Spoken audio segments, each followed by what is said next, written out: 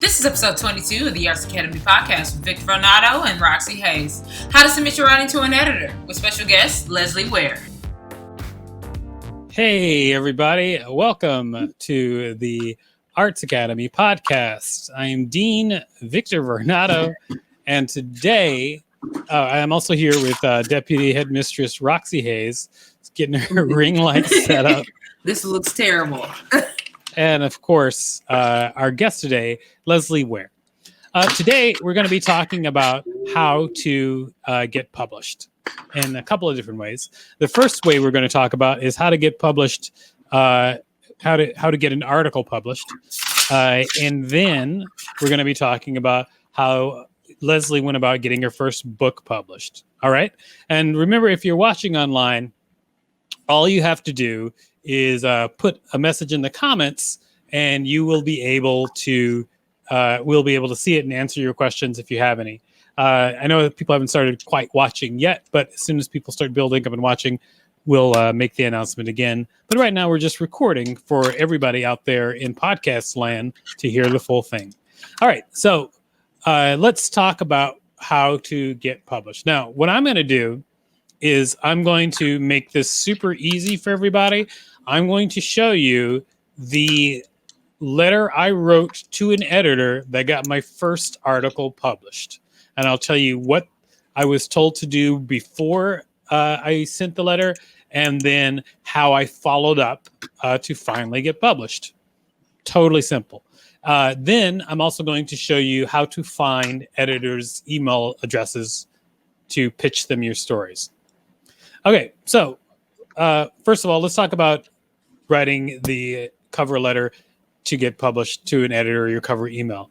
And have you done this before, Roxy? No, so I'm ready for notes. and I know you've done this before, Lesley. Yep. Okay, so we'll see if like my ideas match up with your ideas. Okay. Okay. All right. So 2 things you should know when you're pitching to an editor. Number 1, if the editor doesn't know you, you're going to have to usually write your story before you pitch, meaning you should have your full story available if they don't know you. If an editor knows you, you can pitch them an idea, depending on how well they know you. If they think you're the best writer in the world, then you could just write to them and with a sentence or two and say, hey, I've got an idea. I want to write an article about the pandemic. Then if an editor knows you, you can just pitch that article that way. However, if an editor doesn't know you, you're going to have to pitch. You're going to have to send your whole article. And that's what I did. I wrote the article first, then I pitched an editor. Now, what I'm about to tell you about how to pitch an editor, I actually learned from taking a writing class. But apparently this information is pretty universal. And so here it is. You write a very, very short piece that does a couple of things. It introduces you to them. It tells them what kind of experience you have or what credentials you have. And it gives them a log line to your story. Okay? And then that's it. Make it short. Again, if the editor doesn't know you, they have to sift through tons and tons of messages. And a lot of people think that when they're writing an editor for the first time, it's their time to be like, well, I was raised in Alabama. And let me tell you, it's tough out there in Alabama and they think that they're going to endear the editor to themselves with their life story. I get it. Everyone's super interesting, but no, make the pitch really, really short, because before they actually read your story, what they're going to do is they're going to look at your pitch letter and see if they're interested at that point. And that should just be a couple of sentences, super short. What do you think about that? So that's the way I do it. How about you, Lesley? How do you do it?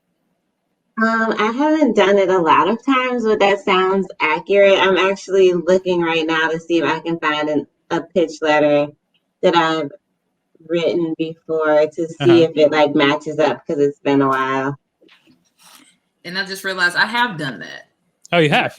But I was not successful. So like the only thing I've almost written for someone was somebody approaching me to write it. So when I've like cold called pitches, I've never gotten.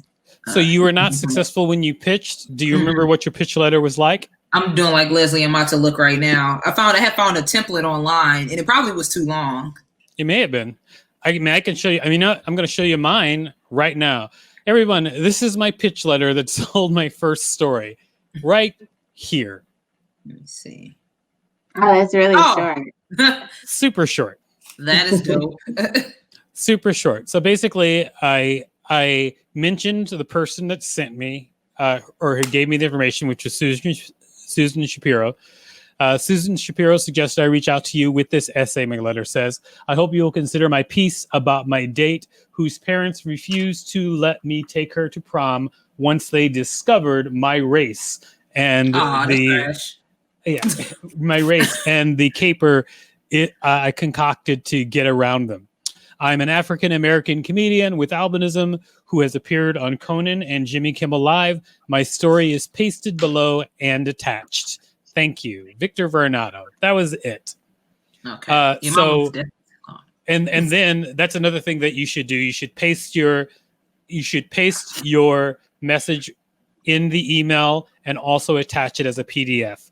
The reason you should do both is because sometimes editors like one or the other, but if you do both, they don't have to email you back with their preference, and it makes it easier for them to handle your message. In fact, I found one editor later on who just liked you to send them Google Docs, and so now that's what I do. They want you to send them a Google Doc that they can mark up if they want to. Gotcha. So you think you should send all three now? No, I do not. I think you should just send. You should because he was an exception to the rule, gotcha. And then if he is an exception, he'll tell you. Gotcha. In this case, but I actually for that guy, honestly, the first time I pitched him that guy with a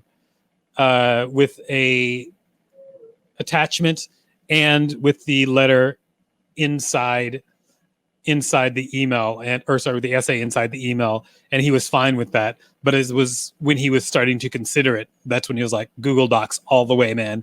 And in fact, next time you pitch me, all Google Docs, please. Okay. He's a Google Doc guy. All right. Now, something that happened once I pitched this message is she did not get back to me. And so a lot of people, what they would do is if an editor doesn't get back to them, they will call it a loss. But what I learned from my class was that if an editor doesn't get back to you, it's totally fine to follow up. Because usually an editor will tell you they do not want to publish your piece. So if they just send you nothing, it is possible that they are busy. So here's what I sent as a follow-up. Let's look at this right now. My follow-up was this. Whoops. No, that's not. Okay. Hello. Just thought I would follow up. I hope you're doing well. I understand that you're busy. This will be my last inquiry, and I thank you very much for your time. So I did that 2 weeks after I sent my first email. Strangely enough, she said, thank you very much for following up and reminding me. I actually liked this pitch, and then I forgot to get back to you. So then, and here's what I did, which was kind of a psychology thing. Basically, I followed up. I wrote an excuse in for them so that they know that I wasn't trying to blame them. Mm-hmm. But then I also made it urgent, meaning I'm writing you this time, but I'm not bothering you again. So this is the last time I'm going to bother you. But I also said it's not urgent, and I'm also not being pushy. And so, but so this on worked. That line of like, read it, but if you don't, it's cool. I'm not mad. I'm not going to be a weirdo about it. Exactly. It's just like, I'm writing you this as a follow-up, but you should know I'm not one of those people who's going to write you 1,000 follow-ups. Gotcha. And exactly.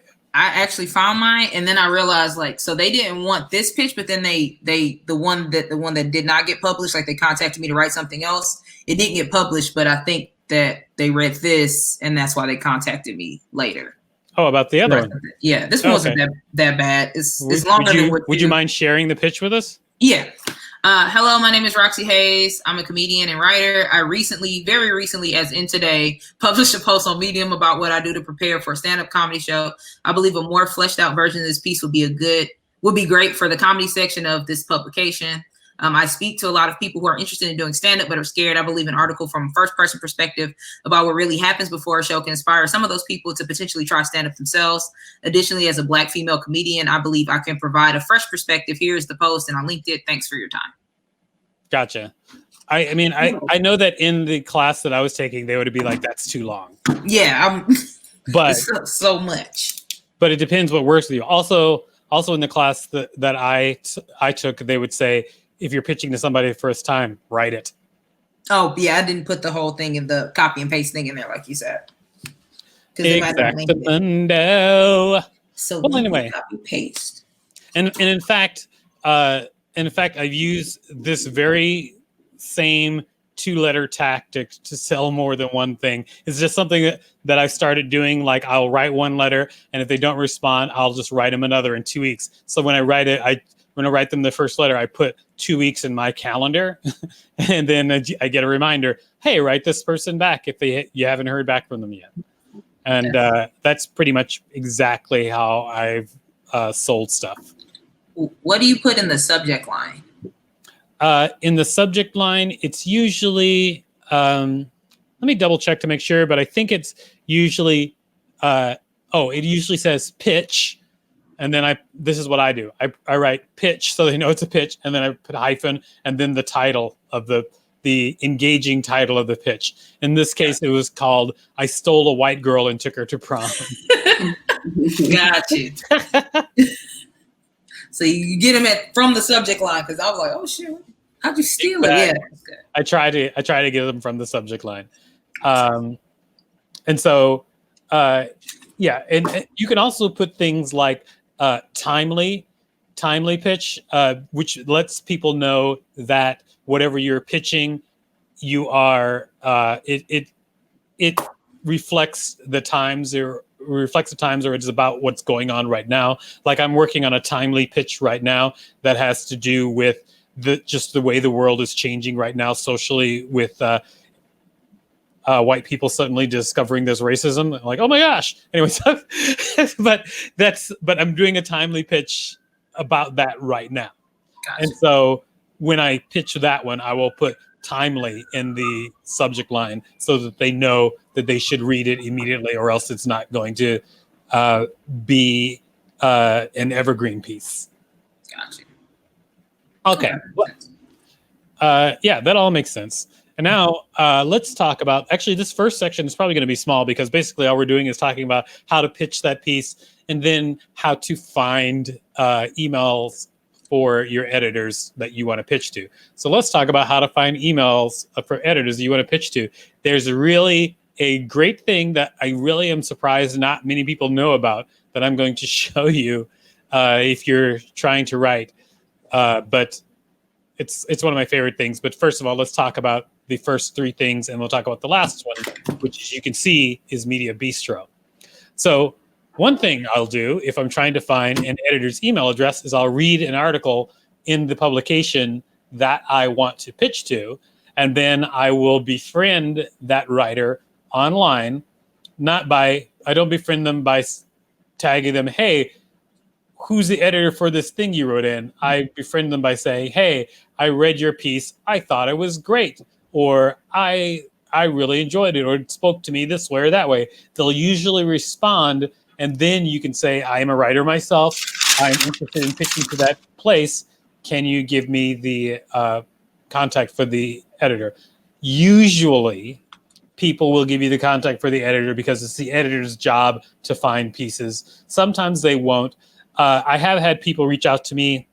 Whoops, sorry, my thing is slowly falling down. I have had people reach out to me asking me to set them up with editors for things.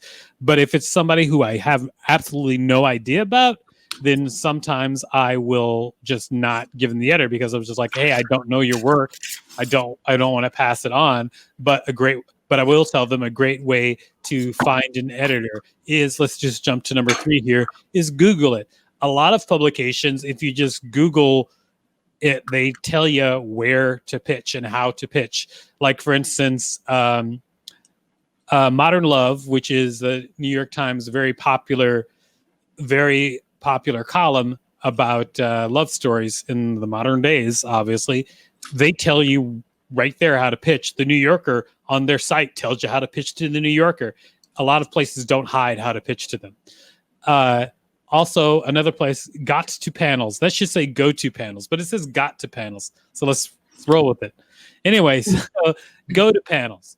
That's one thing that you can do. And that is when writers are speaking or editors are speaking at panels, often they'll talk about the type of work that they're looking for at those panels. And then at those panels is usually a good time to approach them and say, hey, can I have your business card so that I can pitch you a story? And then they'll usually just give it to you because, again, it's their job to find writing. So they're not going to be thrown off by you approaching them at a panel. Often there's lots of free panels at bookstores and where else do they do the panels? Bookstores, also schools. Schools have a lot of free panels as well. But let me show you Media Bistro. Media Bistro is great because you go to Media Bistro. Hold on a second. I just need to change these windows so I can show you what's up in Media Bistro. So if you go to mediabistro.com, basically what you get is a site that basically just says, this is what it looks like. It's basically just a site that's all for and about writers or media creators. Then in the top, there's a link that says resources, and then under resources, how to pitch. You click on how to pitch, and it literally gives you a list of publications, and then under each publication, it says how to pitch to that publication. Wow. Okay? So like Science Magazine, Eater Magazine, Ebony, and it has, looks like it has 7 different pages here of places that you can pitch to. And all you have to do is just pick one, and then it'll tell you how to pitch to that publication. Now, this isn't every publication, but this is quite a few publications. So let's just look at one. Let's say if I wanted to pitch to brides, how to pitch to brides. Well, you do have to sign up, but I think all you have to do is sign up for a free membership. But then it'll give you the information of how to pitch to all the different publications, because it's not something that they should be charging for because it's basically free. But mediabistro.com is the place to go, at least if you just want to get started. And there's other sites like this. All of them I don't know, but it's a great way to find out. Also, another super tip, if you have one person's email at a publication, you basically have everyone's email at a publication because it's usually the same name format for everybody who works at that publication. So if one person is Dottie.editor@Condé Nast, all of them are going to be first name dot last name at Condé Nast. All right. So that is all the information I have for you on how to get started pitching your article. And good luck to everybody out there. Make sure to visit us at artsacademypodcast.com.